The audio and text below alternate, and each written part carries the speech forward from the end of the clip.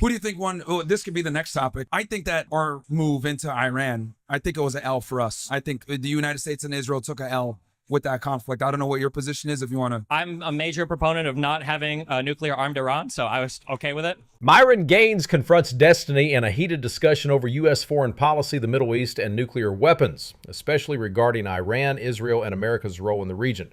Myron Gaines doesn't hold back, laying out sharp points on how American intervention often backfires while destiny tries to defend a more globalist perspective.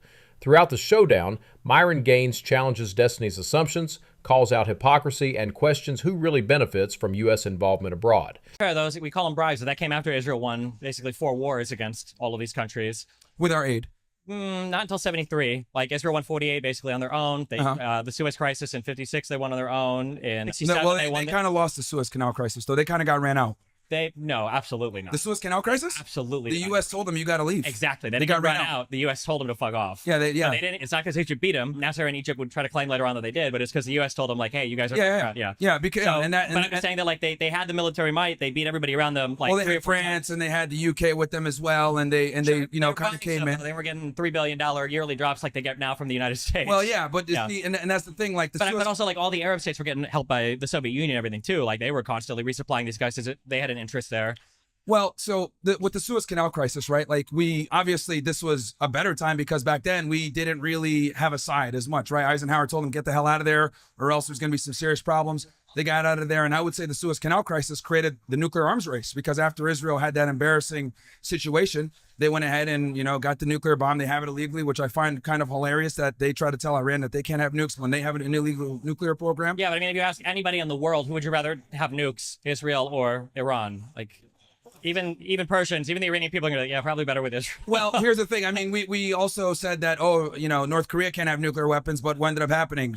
You know, Trump met with him, they shook hands, he went into North Korea. You know, nuclear weapons are deterrent. I think they create quite a bit of peace. They can. And the only issue is North Korea doesn't really do like the proxy terrorism like Iran does, with like Hezbollah, with the Houthis, with Hamas. And I think North Korea is kept on a short leash because China's right there, and China doesn't want to see North Korea fuck around because it's going to reflect poorly on them. Iran doesn't really have the same, I think, kind of leash on them. Sure, but my position is that, like, nuclear weapons like deter people, and my thing is, here's my thing. I think every country should be able to exercise sovereignty and the ability to protect themselves. If Israel's going to run an illegal nuclear program, then Iran, you know, as one of their adversaries, I see why they're doing what they're doing. And I will say that, you know, our assistance of Israel has actually made the nuclear problem worse, right? We had the nuclear deal, which I think was, you know, something that the Obama administration actually did well, and we pulled out of it.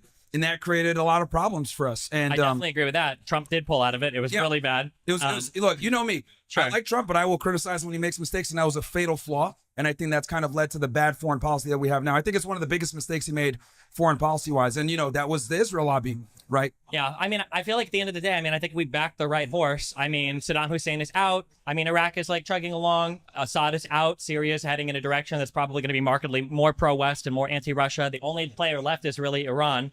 Somehow Israel, through the fucking gift of God or whatever, has killed like every single adversarial military leader and everything else over the past like, 6 months. Which causes us problems as well.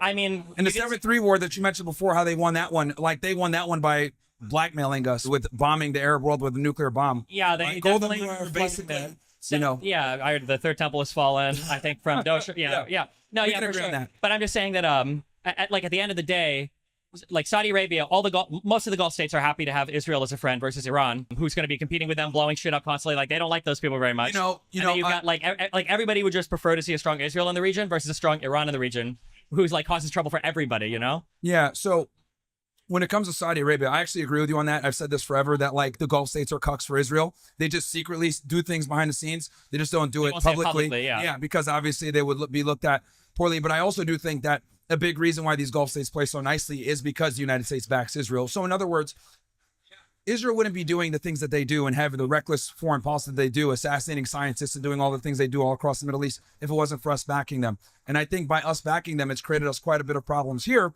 where, you know, look, I'm critical of Islam too. I know that you're extremely critical of Islam. I grew up Muslim, and I even say all the time that Islam isn't compatible with the first world country, well, America. I don't believe that. I don't think I'm not. It's not compatible with America. I'm more critical with Islam than I am of Christianity or any other religion. Sure. You're critical of all, but I know that like Islam, you talked about. Well, I don't know if it was you, but I know other people have said that it's not compatible with the first world democracy. So, I mean, what Myron Gaines is saying right here is exactly what people overlook. Myron Gaines isn't afraid to call out how U.S. support for Israel causes blowback. And honestly, he's not wrong. You got Destiny trying to be all neutral, but Myron Gaines is just saying the truth. Like, why are we always footing the bill for this chaos?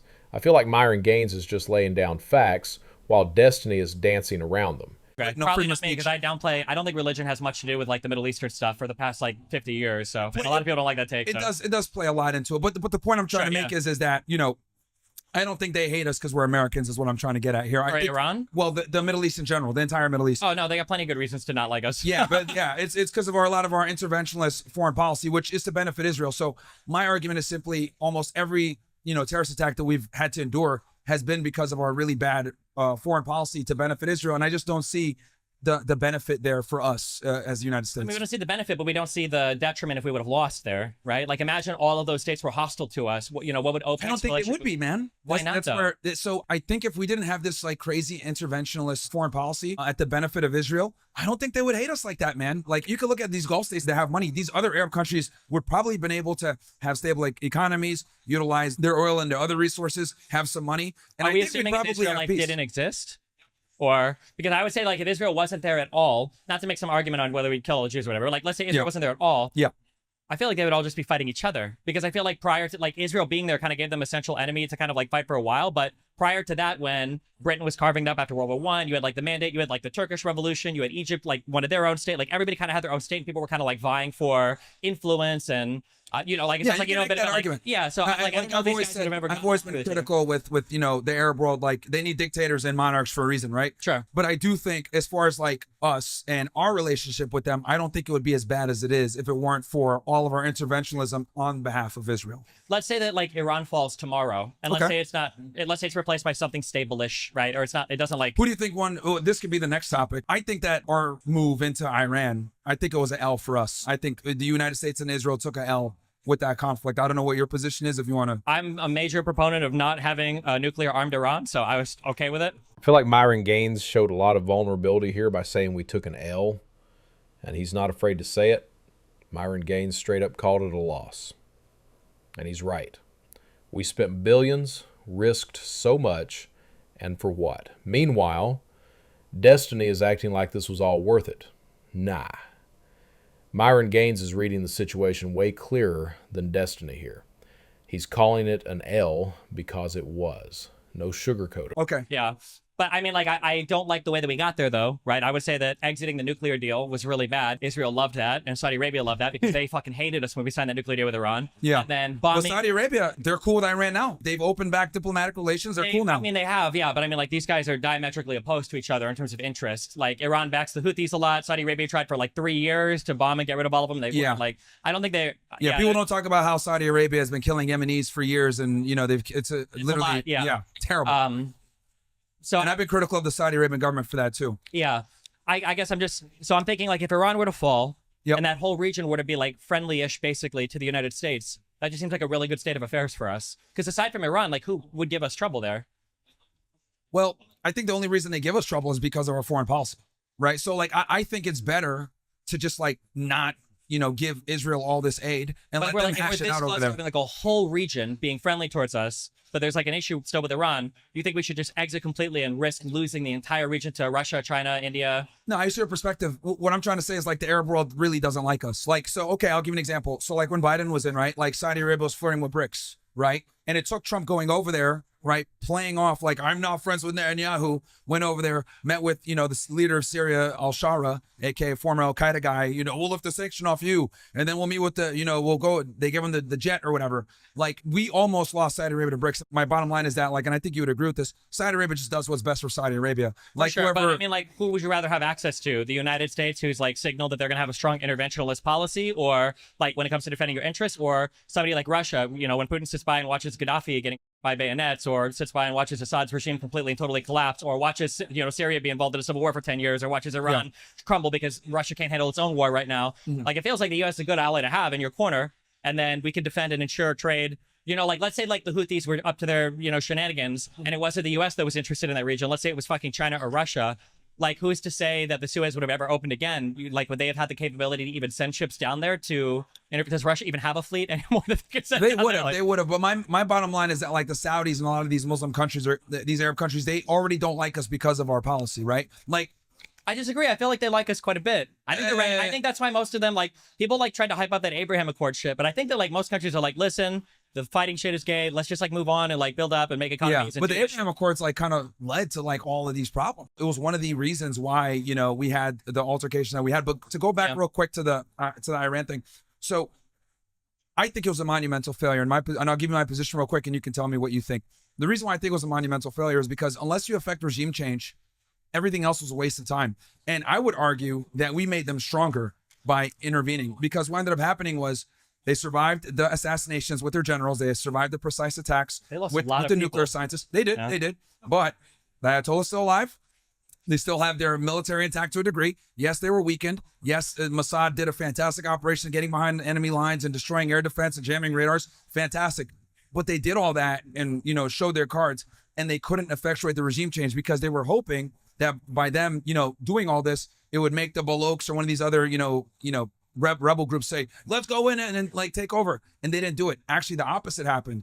It united the country. The people that were critical of the theocracy, right, were like, you know what? We need to get behind the government because, yes, we don't like the Ayatollah, but we hate Israel even more. So, like, when they had these funeral processions, like, there was like thousands of people out there, like, saying, yes, yes, yes. So, like, it was an L for us because we actually ignited their nationalism. And then, like, the other problem also is, like, within, and I got this from, like, an insider that, like, understands Iranian politics. I didn't know this. In their government, right, there's, like, the reformists, which would be, like, their Democrats, and then their conservatives, their Republicans.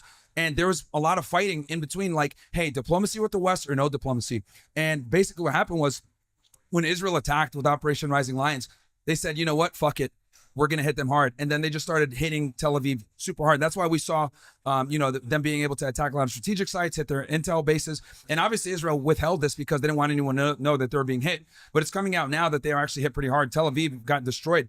Not all the way, but it got significantly damaged. Definitely not. There were a couple of missiles that fell, but not significantly damaged. Oh, dude, sure. They did. I'm telling you, there was a ban on, and I'll show you after the debate. Like, and that's by design. Like, Western media and Israeli media purposely made sure any, like, journalists that took pictures or document anything, there was a chance of them going to jail because they didn't want Iranian intelligence to get precise coordinates of where they were being hit, for obviously OPSEC reasons. Then on top of that, we know Israel, there was requests so that people don't, like, report on, like, where they also didn't want pandemonium too. Two main reasons. Yeah, but, like, it's Tel Aviv. It's the first world country. Everybody's got a cell phone. Like, you're never hiding. Yeah, of course. And people did put it out. Like, there's still video, but I'm saying, like, like actual journalists, they were getting in trouble for it. I don't disagree with this idea that we're making. Oh, and just to finish real quick. To finish my position. So, we united the country.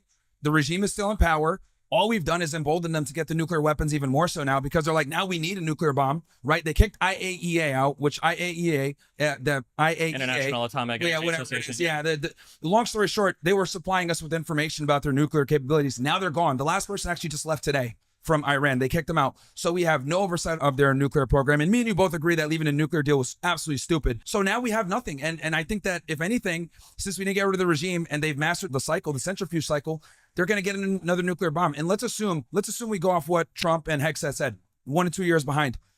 Well, so what? The regime is there. They have the capability to build another nuclear bomb, is my position. So I think that us intervening, we spent billions of dollars to help defend Israel, to bomb their nuclear facilities, and they're just going to rebuild it. This entire debate shows how Myron Gaines isn't afraid to speak the hard truth. He lays out how American support for Israel has serious consequences, and he exposes the flaws in Destiny's arguments. Whether it's foreign policy, nuclear weapons, or calling out hypocrisy, Myron Gaines keeps the pressure on. In this showdown, Myron Gaines didn't just debate Destiny, he eviscerated him.